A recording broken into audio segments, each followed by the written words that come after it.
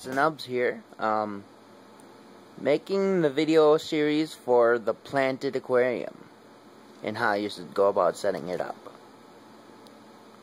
So first I'm going to go over the equipment you're going to want to have for your planted aquarium. The biggest part that I say is the biggest key to a planted aquarium is your light. And I think this is going to cost you some money, people. There's many different different types of lighting you can choose for it, which are your compact fluorescents will work, your T5s, and your metal haloids, which really isn't necessary, I think, for a planted aquarium, but I do say it would help. But I don't like those. And the newest way is the LEDs. Now, the best way probably out of all of them is LEDs. But that is also most expensive. But the thing about it is, if you go that route, LEDs don't need to be their bulbs don't need to be replaced ever. And they're low on energy, so they cost a lot less to run, and you never have to change the bulbs. So if you keep the fixture long enough, it'll eventually save you and cost the same as any of the other fixtures. But the initial setup, it's going to cost the most. So, anyways, the way that I suggest going is either with compact fluorescent or T5s. Now this is still gonna run you money. Depending on what plants you're planning on putting in there, you might want to go with a 2-bulb or a 4-bulb. So right now I have a 2-bulb compact fluorescent on this one, and it's producing around 130 watts for this tank. And so that's a lot of light, people. And generally, a rule of thumb for planted aquariums is that you're gonna want 2 to 3 watts per gallon of your aquarium. Now, this is a good rule for me. This is a rule that's been around for a while, but I have a slight twist to the rule. Because the taller your aquarium is, the more you're going to need to add to your light for it to reach the bottom. So, let's just say you have like a 200-gallon aquarium that's only like 18 inches tall. I don't know if there's a 200-gallon that is like that, but let's just say you have an 18-inch tall aquarium that's very large. Well, it's not going to take as much light for it to hit the bottom because it's not that tall. But now, let's say you have a tall aquarium. Let's just say you have something that's 36 inches tall. It's going to take a lot more light, people, for it to reach the bottom. So you're going to need a stronger light for the taller aquarium to go. And that's something I don't think most people stress. But then anyway, that's something about the lighting. And generally, I think you could get enough light for your aquarium, depending on your aquarium size. But let's just say you have like a 55-gallon that you're setting up. There's T5s out there that would work, that cost around I'd say under $200 for your aquarium. And that would do it, but it's still quite expensive. But then the next thing you're gonna want, obviously, is your filter. Now, a hang-on back filter or the regular filter that comes in most kits is perfectly fine, in my opinion. But if you want, you can run canister filters, which is another way. They're a little more expensive, but you may run those. To me, most filters will work for aquarium. Anyway, you're gonna need your filter, and you're gonna need heated water because most live plants like warmer water that they sell in an aquarium in a hobby. And then this is something you might want is a CO2 system. Now, plants grow off of CO2 light water. CO2 light and water is what they use to make their photosynthesis, or their food for themselves. They make their own food. So you need to give them all these things for them to thrive. Now, they're in a tank full of water, so you don't have to really worry about that. But the light and the CO2 is something you really want to add. Now, the light, I say, is something you can't skimp out on. But the CO2 you don't absolutely need. But it is going to dramatically help if you do have it. Now, I'm going to make a video on how to make your do-it-yourself CO2 system, which will save you a lot of money.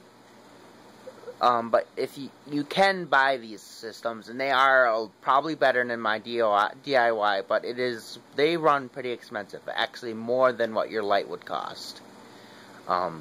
So those are pretty expensive. So you're gonna want to get one of those. That's the equipment you're basically gonna need for it. Now I'm gonna give you, and now I'm just gonna get to how to start up your aquarium. Alright, so for starting up your aquarium, you're gonna first want to pour your substrate in. Now, for planted tanks, there are special substrates out there that will work really good for your plants, because your plants need high, some good quality substrate for them to grow in. And they make like substrates like fluorite or other ones that are meant for plants. But you also can make your own substrate, which I think is the best way to go. And that is just by pouring some organic dirt in the bottom of your aquarium, and then getting it moist, so it's just moist and it's not really dusty. But you don't want sitting water on top of it. Then you pour regular substrate for like gravel or something on top of it, a thin layer. And that's basically how you do your substrate. And then when you pour your water in, it's important, if you do this method, that you never ever mess up the dirt underneath, because you will make your tank very murky. So you want to be careful when you do this. So that being said, you're going to want to put a bowl in your tank facing the regular way, and pour your water onto it very slowly when you fill up the aquarium.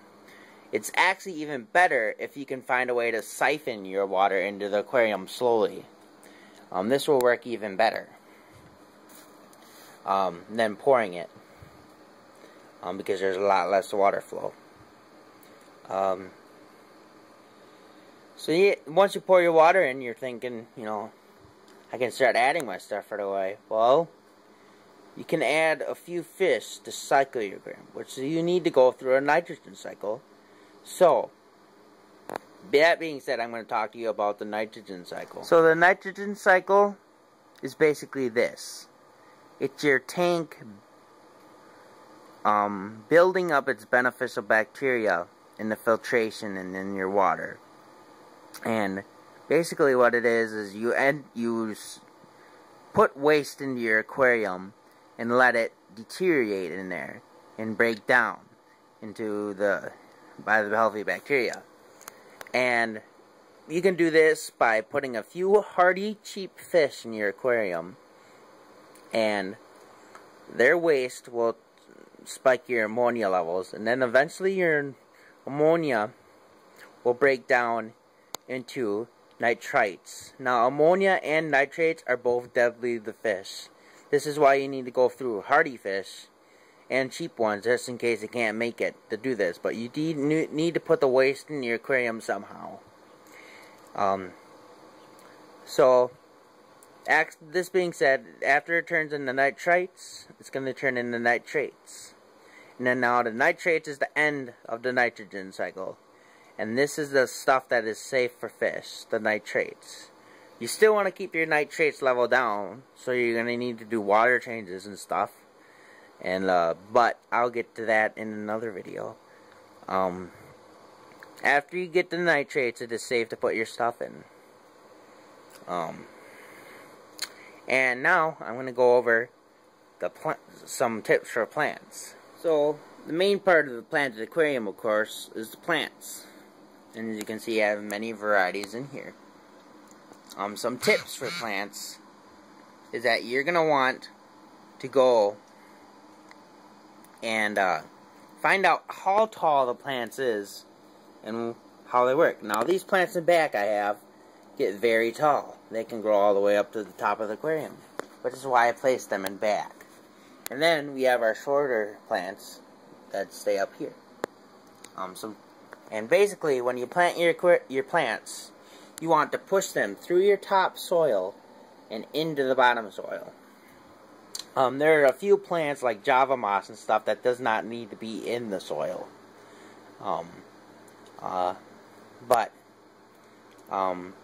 Just planting your plants is basically that. And make sure, like I said, do not try to stir up the underneath layer or the dirt in your tank, because it will make it very murky.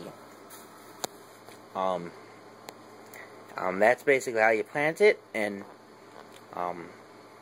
you can put whatever other decorations you want in there, like driftwood or whatever you want. Like here, I have a lot of Malaysian driftwood in here with some rocks, and then I have the plants planted around them, kind of make a nice look.